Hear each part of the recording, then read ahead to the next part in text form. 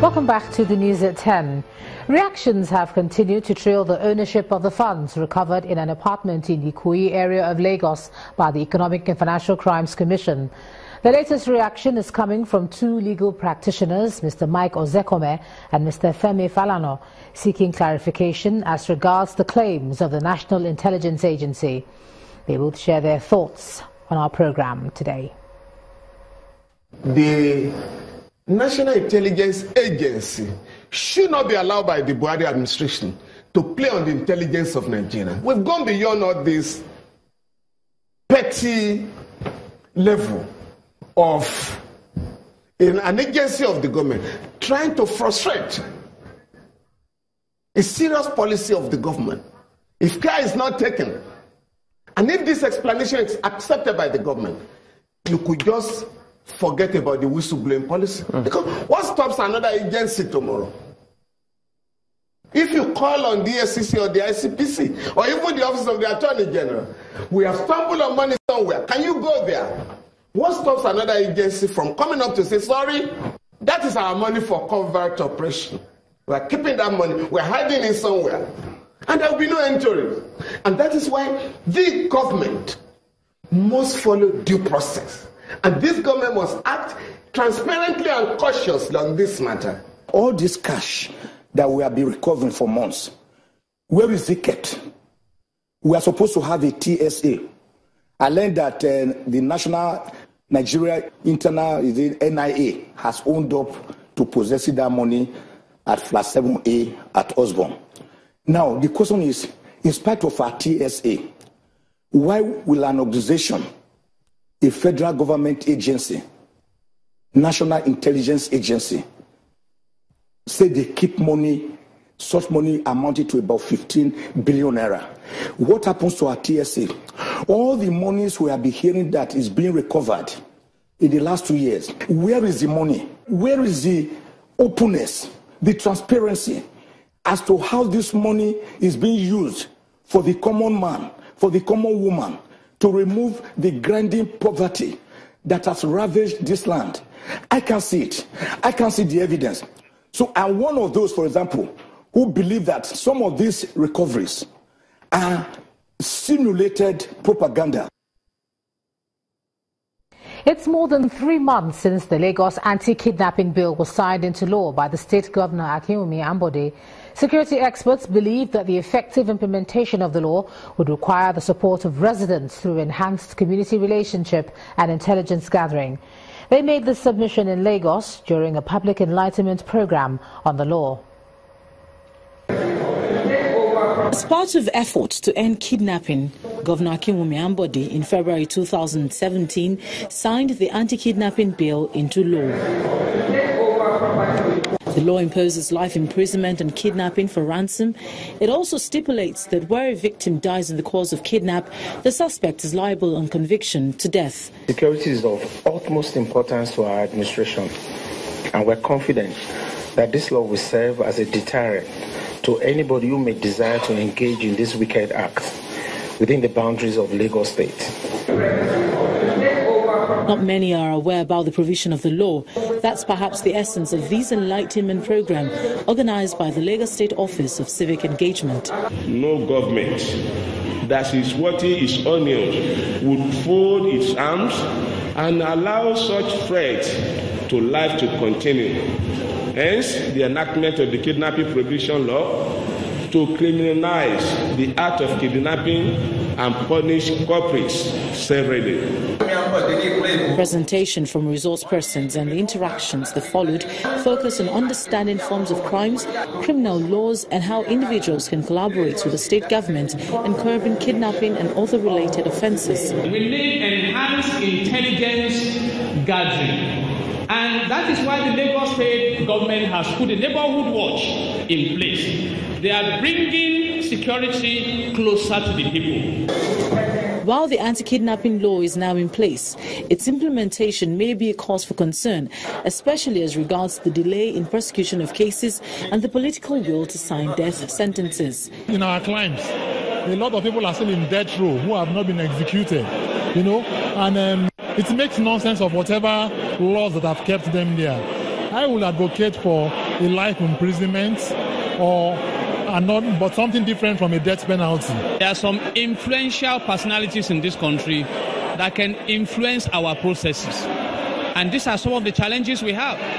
It's now left for the concerned arm of government, whether it's judiciary or legislative, to do what is needful. The Office of Civic Engagement promises to take this enlightenment program further to the grassroots. Let's take a look at some business news for the day. Here's Emana Amawe.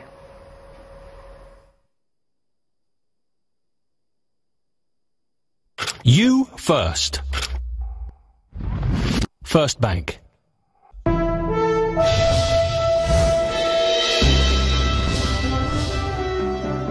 thanks for staying with us. Welcome to Business News. As the World Bank and the International Monetary Fund begin their 2017 annual meetings today in Washington, the United States capital, the Bretton Woods institution says it expects economies in the Middle East and North Africa region to decline from 3.5% to 2.6% this year.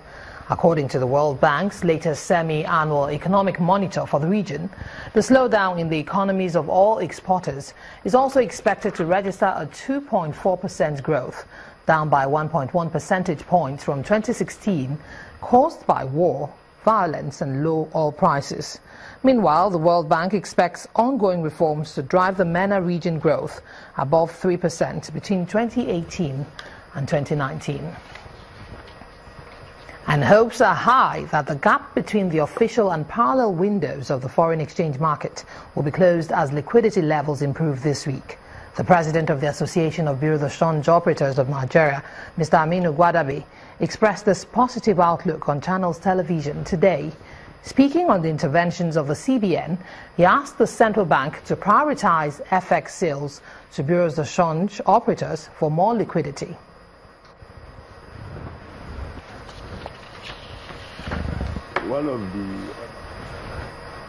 And stocks on Wall Street opened higher earlier today after the Easter holiday as investors gear up for a busy week of earnings.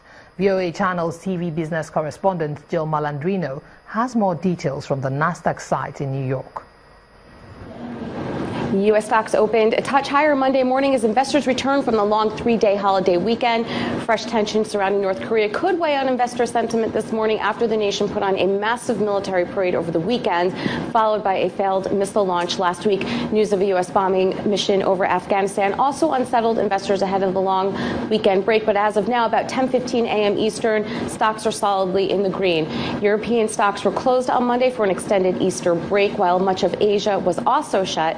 So markets will most likely be quiet today in the U.S. Gold, on the other hand, inched higher while crude oil prices slipped after data showed the 13th weekly rise in a row in the number of active U.S. oil rigs last week. Now, in stock-specific news, it was a relatively quiet weekend, with the exception of the healthcare space. Eli Lilly and Insight said the FDA had issued a complete response letter for the new drug application of a rheumatoid arthritis drug. Now, both stocks were trading down sharply as this was a key component to Eli Lilly's pipeline. On Monday morning, Arconic CEO Klaus Kleinfeld was forced to step down due to shareholder pressure. So let's take a look at what's on tap for the trading week ahead. A number of Fed speakers will be on the circuit, and manufacturing and housing data is expected to be released. But the big story for the next several weeks will be the slew of earnings reports. Now, we have a big one on tap for after the close today, and that is everyone's favorite to trade, Netflix. Bank of America, Goldman Sachs, J&J, Schwab, IBM, and Lam Research are on tap for Tuesday. TD Ameritrade, Morgan Stanley, American Express, and Qualcomm all report on Wednesday. Verizon is on Thursday, and we wrap up the week with the major conglomerates GE and Honeywell. From the Nasdaq market site in New York, I'm Jill Malandrino, and this is VOA Channel's Business News. In the meantime, as European and some African bosses observe Easter Monday, it's family day for South Africa, while Egypt is closed for Sharm el-Nassim or the beginning of spring. All markets will reopen on Tuesday, but let's see how Asia and the US closed today.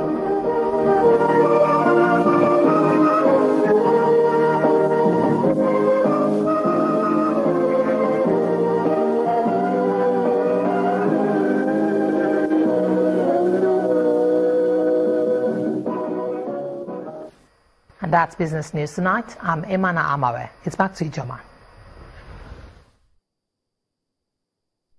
You first. First Bank. Thanks, Imana. Corruption challenges and at all odds cannot keep Nigeria from rising again. And those were the words of the senior pastor of Household of God Church, Reverend Chris Okochie, during the Easter service held at the church auditorium here in Lagos. Reverend Okochie took his biblical illustration from the story of the wounded Samaritan and explained that resurrection existed before Jesus died on earth. Our correspondent Olu Phillips reports. It's that period in the year when Christians across the world celebrate the death and resurrection of the Savior Jesus Christ.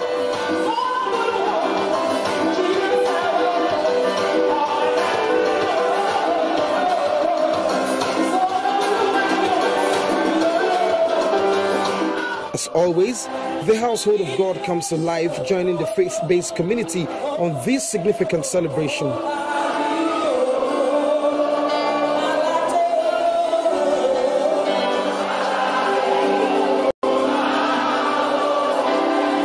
Everything of worship, praise and order of service is in the usual trappings associated with the household.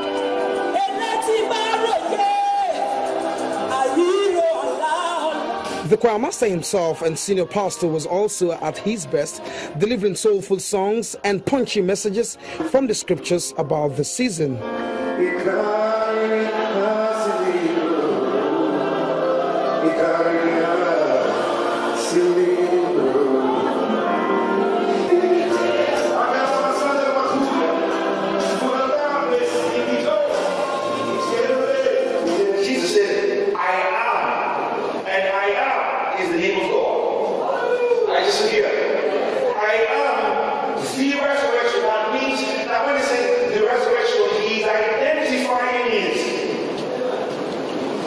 Because there are different kinds of people. You use the word resurrection, indiscriminately yourself, because those things will start over there.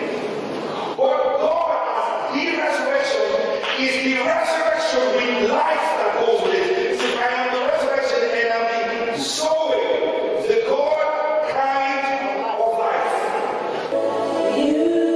There's a beautiful cake to cut, a drama presentation, many answering the call to salvation, and of course, an unequivocal assurances of Nigeria's place by providence. When he was raised from the dead, God elevated him by giving him to be the head over all things to the church, which is his body, the fullness of him that filleth all in all.